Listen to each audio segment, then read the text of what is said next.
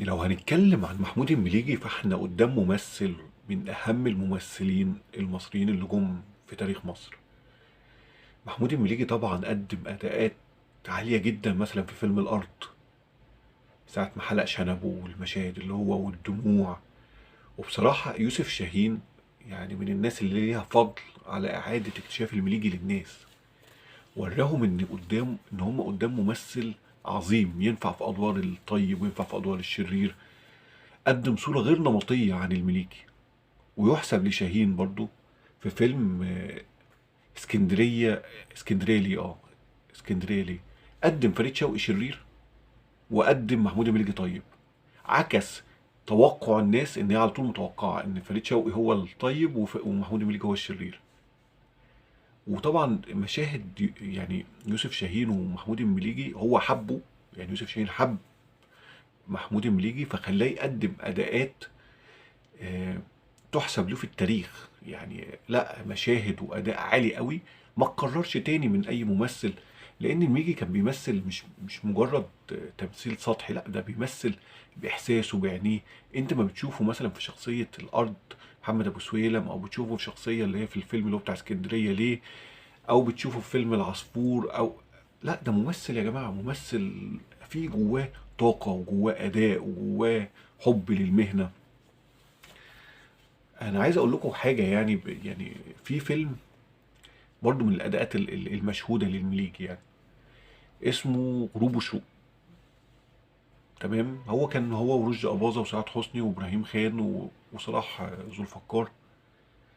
الفيلم دوت كان اخراج كمال الشيخ، وطبعا تاليف رأفت الميهي قبل ما يتجه للاخراج. ورأفت الميهي كان سيناريست عظيم. المشهد كان قبل ما يقتل نفسه، بعد ما بيكتشف حقيقة بنته اللي هي سعاد حسني، كان بيبص للكاميرا المشهد 30 ثانية.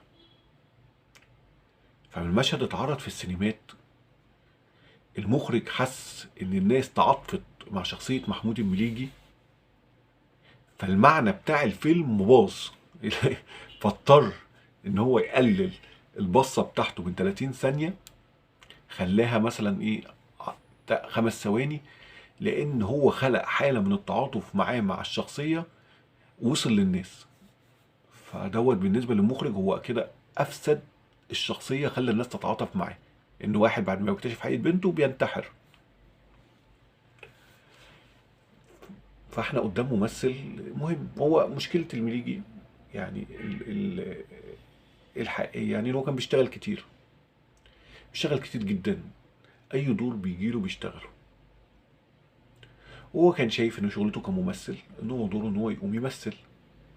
وكان في حتى اعمال بياخدها باليوميه، يعني مثلا ساعه ما بيبقى عنده عروض كتير، لا انا هشتغل معاكم باليوم، هاجي لكم اليوم دوت اخد المبلغ الفلاني. ما عرفش يدير موهبته زي مثلا فريد شوقي. مع ان فريد شوقي مثلا اللي هو فريد شوقي دايما بيذكر المليجي بالخير. وكان دايما فريد شوقي في حواراته يقول لك ايه، انا الادوار اللي كان بيرفضها المليجي كانت بتجيلي. كان بيقول لك المليجي مثلا بيكون مثلا معروض عليه 12 دور مثلا، هيعمل 10 مثلا، يقول لهم في عندي شاب بيعمل الشر بطريقه جديده، روحوا له اللي هو فريد شوقي. وفريد شوقي قدر يعمل في الوقت دوت في بدايه الخمسينات ادوار شر كتيره جدا، وكان عاملها باداء حلو واداء مختلف عن المليجي، وشال المليجي الجميل ده.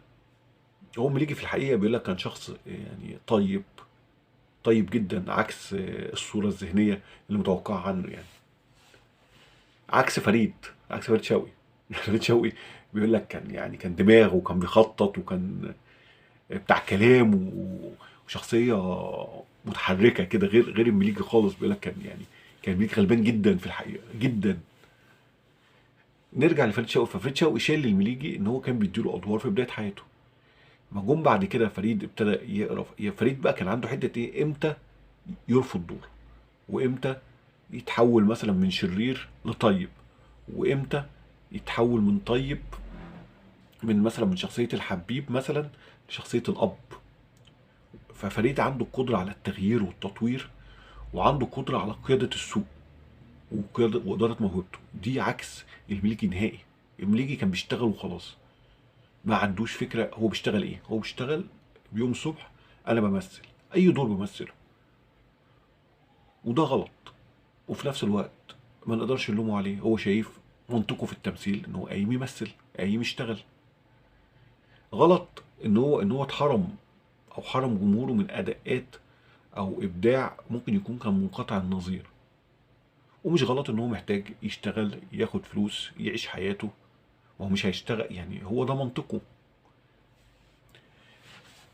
فالمهم يعني، ففريد بيحكي بيقول لك بعد ما اشتهرت ابتديت انا اجيب المليجي في دور الشر وانا دور الخير. ابتدت الافلام في السينمات تتباع بايه بقى؟ الفيلم ده فيه كام خناقه للمليجي وفريد، هيتخانقوا كام مره. دوت كان عامل من عوامل التوزيع للفيلم، ان فريد والمليجي هيعملوا كام خناقه مع بعض، وشكلوا ثنائي سينمائي. يعني ممكن من الثنائيات القليله بين اتنين رجاله. يعني دايما الثنائيات مثلا بتبقى بين مثلا شوكار وفؤاد، هدى سلطان وفريد. اما فريد ومليجي شكلوا ثنائي سينمائي. الناس كانت بتدخل السينما عشان المليجي وفريد مع بعض في الفيلم. وطبعا يعني فريد قدر في الفتره ديت يعمل، لانه طبعا فريد كان بينتج شغله، قدر يعمل فلوس كويسه وقدر ينجح نجاحات كبيره مع المليجي. المليجي الحقيقه برضه من الحاجات يعني المميزه في حياته. يعني المليجي اشتغل مثلا مع يوسف وهبي، اشتغل مع انور وجدي، اشتغل مع سمير غانم، شوف بعد كام سنه اشتغل مع عادل امام، اشتغل مع نور شريف، اشتغل مع نجوم كتيره جدا بشكل مختلف.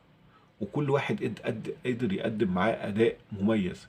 اشتغل تلفزيون كتير وعمل شخصيات في التلفزيون.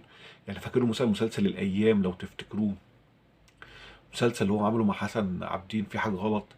عمل اداءات في التلفزيون كويسه، عمل اداءات في السينما الكوميديه كويسه. مسرح بيقول لك كان عضو اساسي مثلا في فرقه فاطمه رشدي، فرقه اسماعيل ياسين. يعني قعد مع اسماعيل ياسين بيقول لك 20 سنه في المسرح، كل يوم بيقدم اداءات مسرحيه معاه، اداء مسرحي، غير ما طبعا ظهر في الافلام كتير مع اسماعيل ياسين. فهو كان قادر بشخصيته ان هو يتواكب مع نجوم مختلفه ومع شخصيات مختلفه. وده حاجه قليله ما بتحصل في بني ادمين. يعني اللي هو اي حد بيشتغل معاه، فدي اي حد بيقدم معاه اداء حلو. اي مخرج ضعيف، مخرج كبير، مخرج حلو، مخرج وحش، بيقدم اداء حلو. ده شيء غريب. طبعا اخر فيلم عمله هو كان فيلم ايوب، لو تفتكروه طبعا، اللي هو بتاع عمر الشريف، وده عن قصة نجيب محفوظ.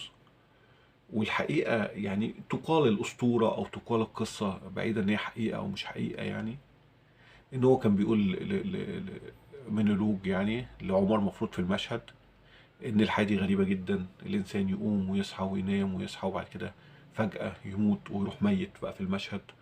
وبيقال طبعا، بس دي حقيقة بقى دي أنا متأكد منها يعني، إن هم عشان يكملوا الدور بتاع، هو كان محمود بيجي طالع الفيلن، وإيه، وعمر شريف طالع الطيب في الفيلم، أو طالع اللي هو يعني اللي هو كان عايز يتوب عن أخطائه يعني. إن أحمد زكي هو اللي كمل دور محمود المليجي على الأداء الصوتي.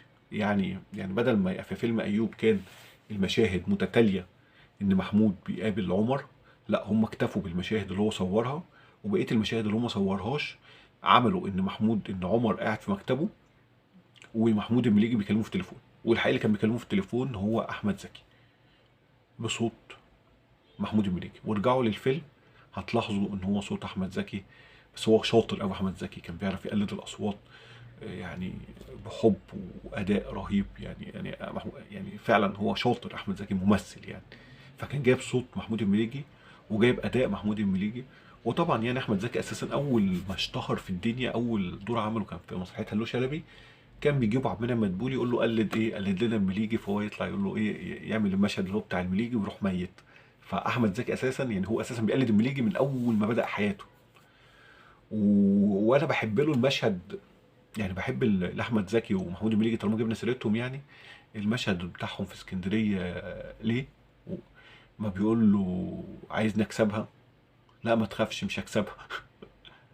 فالمشهد دوت دوروا عليه، دوروا كده اكتبوا على وسائل التواصل الاجتماعي مشهد احمد زكي ومحمود المليجي، وشوفوا الاداء بقى بين اتنين بيمثلوا بقى، اتنين ممثلين مش اللي احنا بنشوفهم دلوقتي. شوفوا بجد الناس يعني اللي هو الراجل ازاي ده مصدق الشخصيه وده مش مصدق الشخصيه، وازاي بيمثلوا، وازاي قدروا الناس ديت او الشخصيات الفنيه القديمه دي يعملوا فن يعيش، مش فن يومين وننساه. شكرا.